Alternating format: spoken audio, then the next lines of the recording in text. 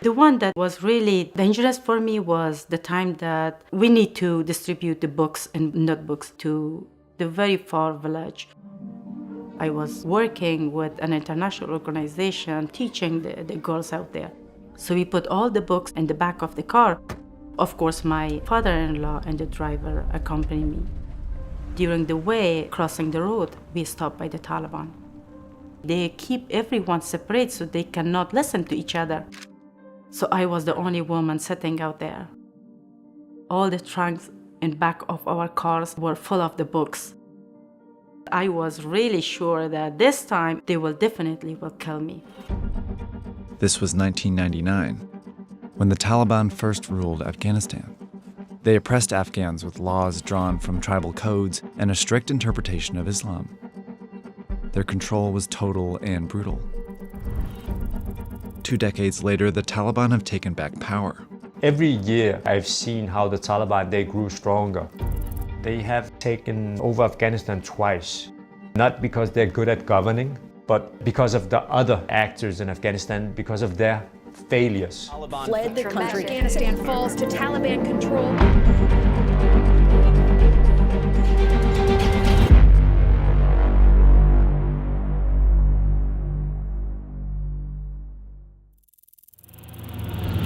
Afghanistan. Soviet troops were everywhere throughout the capital and the country. Moscow claimed they were there because they'd been invited. That version of events found few believers elsewhere. In 1979, the Soviet Union invaded Afghanistan to back an ally, the new communist Afghan government.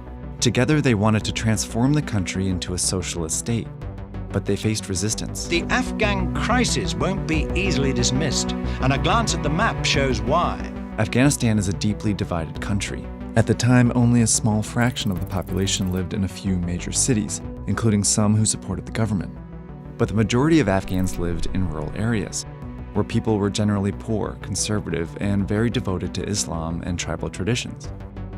For many, authority came from tribal leaders of their respective ethnic groups, not the government in Kabul.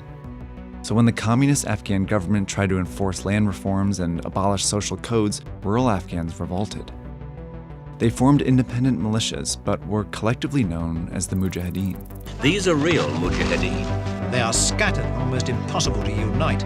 They operate best in small groups and in their home, the mountains. The Soviet army managed to occupy the cities, but met fierce resistance from the Mujahideen in rural areas. The Soviets responded by pounding the countryside with bombs, razing entire villages. But it galvanized more people to join the rebellion. Thousands of Muslim volunteers from around the world joined the Mujahideen. Countries eager to gain influence in Afghanistan started arming and funding militias. Even the US sent weapons to drain the Soviets, their main rival. The support allowed the Mujahideen to fight for 10 years.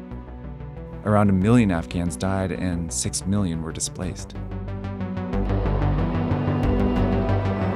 In 1989, the Soviets gave up and left. 3 years after that, the Afghan communist government fell. But the violence didn't end. The Mujahideen groups turned on each other, and by 1992, Afghanistan was consumed by civil war.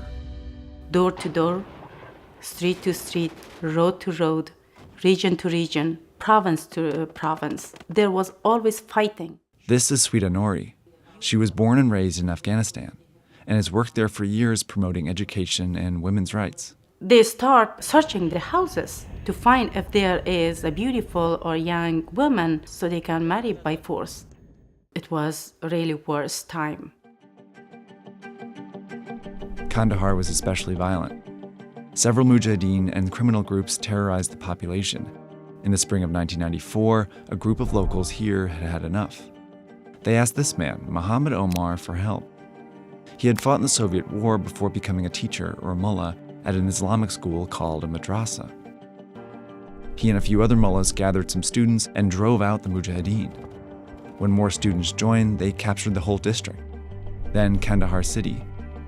This group became known as the Taliban, which means the students in Pashto. As the sole militia in Kandahar, they brought peace for the first time in years. And that's exactly why many people supported them. If the mullahs and imams says that the color of the milk is black, all the people accepting that because it comes from mullahs. Why not giving them opportunity to take over the government? At this point, the Taliban were all members of Afghanistan's largest ethnic group, the Pashtuns, which made it easier for them to take over the mostly Pashtun areas in the south. Then they moved west and north, defeating some warlords and bribing others to join them. As they gained territory, they also found a way to fund their expansion. By taking over these highways, they raised millions through taxes, and by gaining control of Afghanistan's poppy-growing regions, they profited from the illegal opium trade. But the most crucial support came from a neighbor. Pakistan was worried that one of these mujahideen groups would take power and ally with its enemy, India, effectively surrounding them. So they gave the Taliban tons of weapons early on. In September 1996, the Taliban entered Kabul and took control of Afghanistan.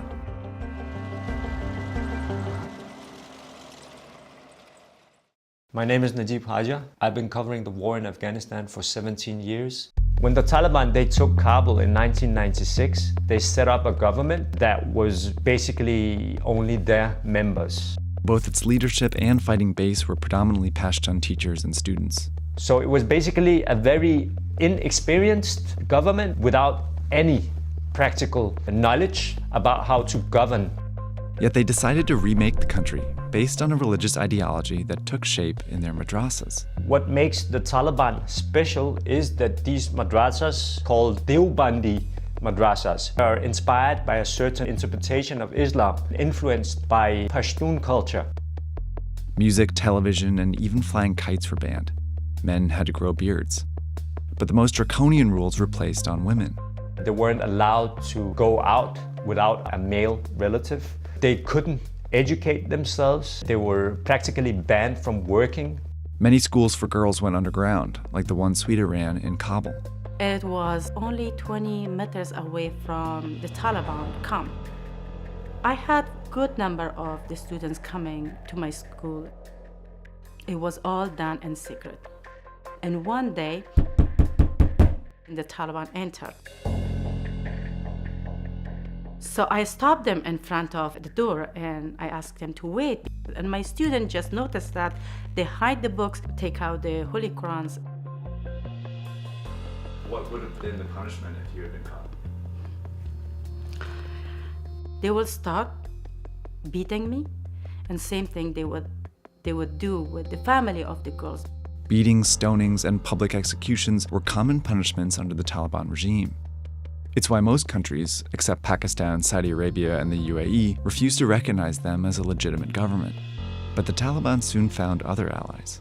The most wanted terrorist in the world, Osama bin Laden. Sheltered by Afghanistan's ruling Taliban. The ruling Taliban's refusal to surrender suspected terrorist bin Laden. The U.S. will hold Afghanistan responsible for any attack linked to bin Laden. And you are looking at obviously a very disturbing live shot there. That is the World Trade Center.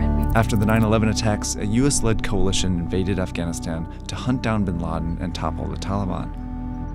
With the help of these mujahideen leaders, it took less than 3 months to capture Kabul. Bin Laden escaped, but the Taliban regime surrendered and asked for amnesty. The U.S. refused. So basically the Taliban, they don't get a choice. They can either become prisoners or continue fighting. The Taliban leadership fled to Pakistan, while most fighters went into hiding in rural Afghanistan. Then the U.S. promised to rebuild the country and turn it into a democracy. It worked with the UN to set up an Afghan government and army, and invited mujahideen leaders to run the local governments. Then they gave the government billions of dollars to build roads, bridges, hospitals, and utilities in the cities and rural areas. But many of those projects never took shape. The Afghan government was deeply corrupt and stole millions. And in 2003, the US invaded Iraq and diverted a lot of its money. What remained was spent mostly in the cities, while rural Afghanistan was neglected and increasingly under attack. While the US was trying to rebuild Afghanistan, it was simultaneously waging a war on it. The American military was hunting down the Taliban and al-Qaeda members, largely in these rural areas, and funding and arming these mujahideen leaders in exchange for their help. But it all backfired. Drone strikes and night raids increasingly killed innocent civilians, and the mujahideen leaders started terrorizing people, effectively becoming warlords. The suffering of Afghanistan in certain parts of the country has not ended. We still keep losing our civilian lives. It's becoming to be heavy for us. It's not understandable anymore. Basically, the Americans, they created their own monsters. As early as 2004, the Taliban leadership regrouped in Pakistan and started recruiting fighters. Like the 90s, they attracted Pashtun fighters in the south and east. But this time they also attracted non-Pashtuns, including Afghans from the west and north. But the thing that they have in common is that they are from rural Afghanistan. They had been harassed by the local authorities. They had relatives being killed by US aerial bombings. They were caught between a rock and a hard place, and they ended up choosing the hard place, and that was the Taliban. Soon they were ambushing US, NATO, and Afghan troops and introducing more sophisticated tactics like roadside bombs and suicide attacks. Enlisting diverse groups, even those that didn't share their strict religious beliefs, made it possible for the Taliban to take territory in many parts of the country. For funding, they relied on familiar tactics, taxing highways and trading poppy. Plus, they continued to have help from Pakistan, who not only protected Taliban leaders, but also armed, funded, and trained their fighters. By 2008, the Taliban controlled huge swaths of rural Afghanistan and even threatened some cities. And as Commander-in-Chief, I have determined that it is in our vital national interest to send an additional 30,000 U.S. troops to Afghanistan. In 2009, the U.S. responded by sending a surge of troops for 18 months. They cleared major cities, but couldn't dislodge the Taliban from the rural areas. In 2012, the U.S. reduced its troops and relied on the Afghan government and army to lead the fight. But years of corruption had led many Afghans to distrust the government, leaving room for the Taliban to start governing their own territories. But this version of the Taliban's governance was more flexible than their rule in the 90s. In some places, their governments looked very much like the old Taliban in the mid-90s. In other areas, they were much more pragmatic. They had girls' schools, and they didn't practice, rules about beard and TV shows. It was a proof that you had a very fragmented Taliban. That was the key that allowed them to consolidate power and wait for the US to leave.